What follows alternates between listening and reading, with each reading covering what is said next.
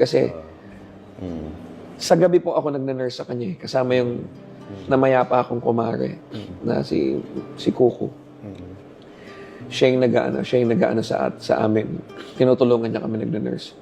Everyday I'm praying, Lord, Lord, Lord. Ganyan. So, ganun. Everyday po yun.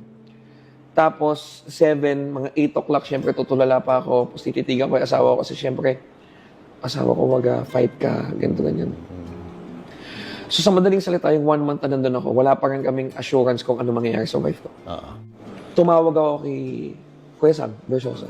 Sam, hindi mo na ako makakapag front row kasi yung sitwasyon ng wife ko. Ha? Ano nangyari?